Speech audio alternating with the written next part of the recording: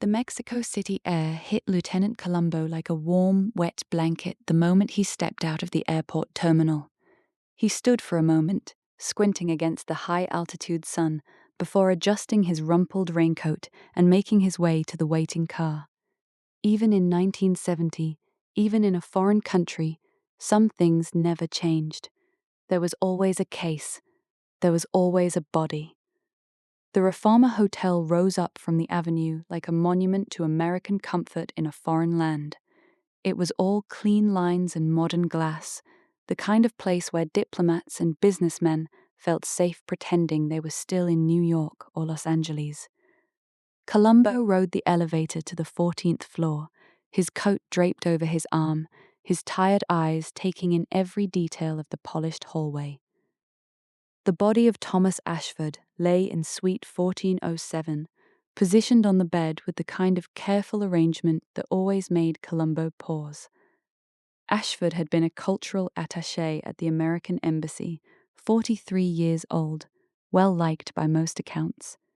He was also, according to the preliminary report, a suicide. An empty bottle of sleeping pills sat on the nightstand.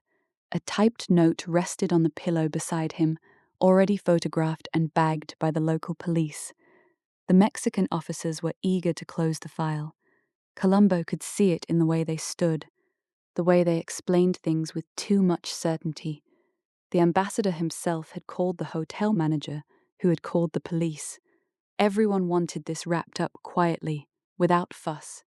An American diplomat taking his own life was bad for business.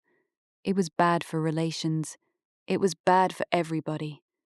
Columbo walked slowly around the room, his eyes moving from the window to the bathroom to the desk where Ashford's personal effects had been arranged.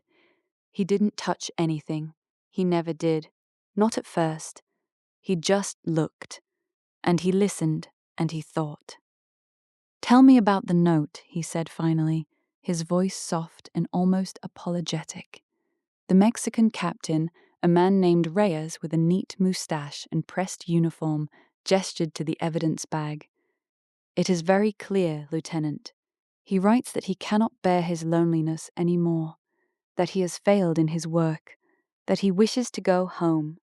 "To home," Columbo repeated. He scratched his head. Except he was already home, wasn't he? In his hotel room, in his suite at the Reforma. "You understand, Lieutenant," Reyes said carefully. "The embassy is very anxious to move forward with the arrangements. The family has been notified. There will be a service at the embassy chapel." Columbo nodded slowly. He was always good at nodding. It made people feel heard, even when he was about to make their lives much more complicated. He turned back to the bed, to the arranged body, to the empty bottle on the nightstand. "Captain Reyes," he said, still looking at the scene, "I wonder if you wouldn't mind if I asked a few questions. Just a few.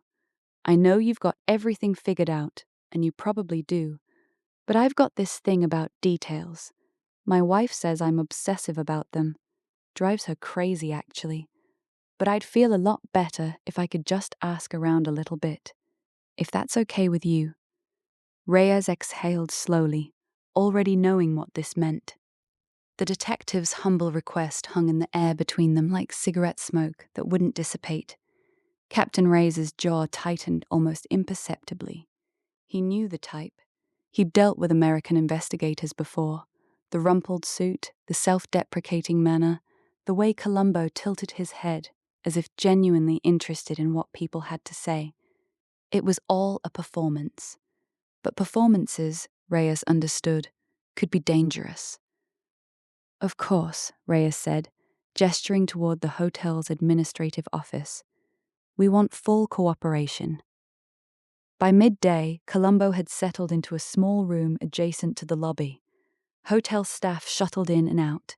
He took notes in a little spiral pad, asking each one the same basic questions in slightly different ways.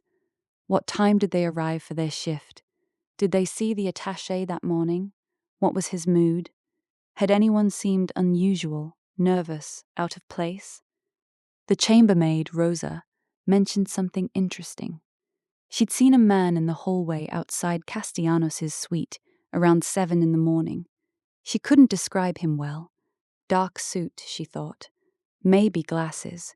But she remembered thinking it was early for a visitor. Now that's interesting, Columbo said, scribbling, because the front desk says nobody came through the main entrance before 8. You're sure about the time? I always start the third floor at 7, Rosa said firmly. I know my schedule. The concierge, however, told a different story. He'd been on duty since 6, and he swore no one had gone upstairs. He seemed certain, almost defensive about it. Columbo thanked him and asked if he'd take a coffee.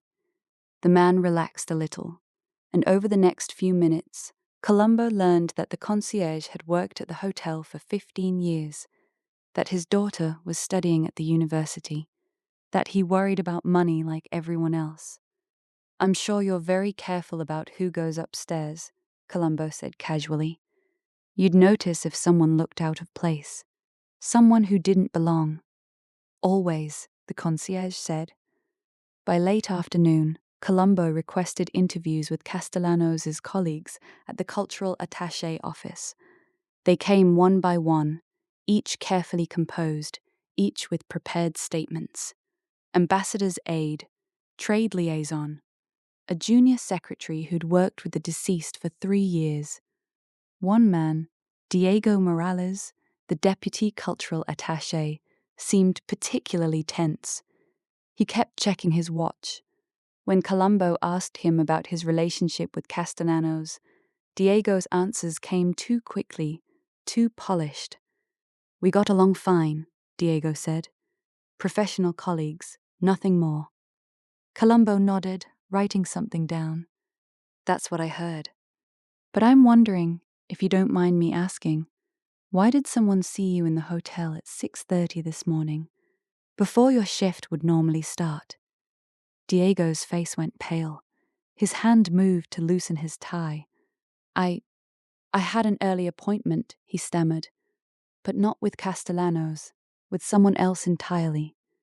Columbo smiled gently, the way he always did when someone had just told him their first lie.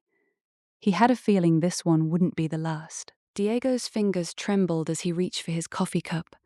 The morning light filtering through the windows of the hotel cafe cast long shadows across the marble table, and Columbo noticed how the young bellhop's eyes kept darting toward the exit, calculating distance, measuring possibility.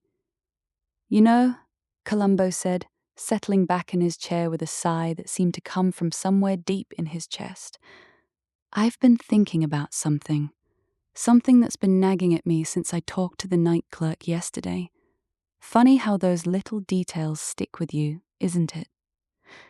Diego didn't respond. His jaw clenched.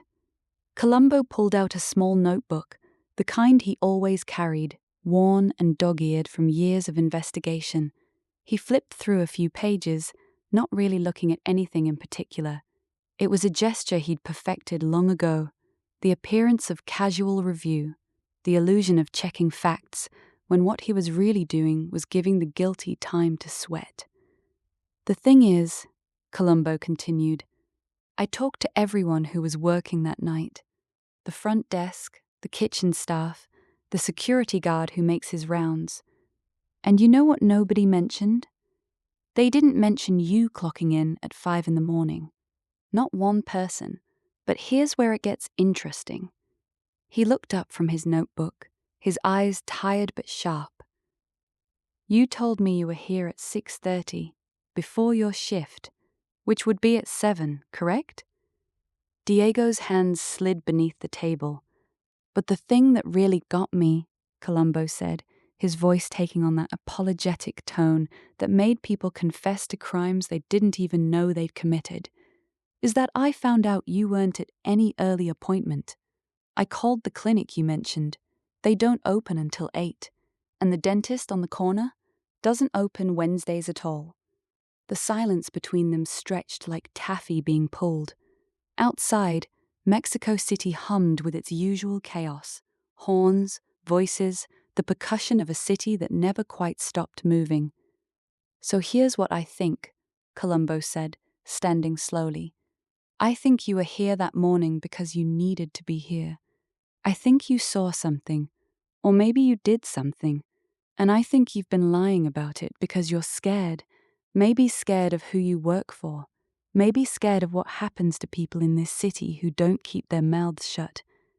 Diego's face had gone the color of old paper. But here's the thing about lies, Columbo added, moving toward the door with that characteristic shuffle of his. They've got a shelf life, and yours just expired. So when you're ready to tell me the truth, the real truth, you know where to find me. I'm not leaving Mexico City just yet. He paused at the doorway, then turned back. Just one more thing, he said. Don't run. That never helps.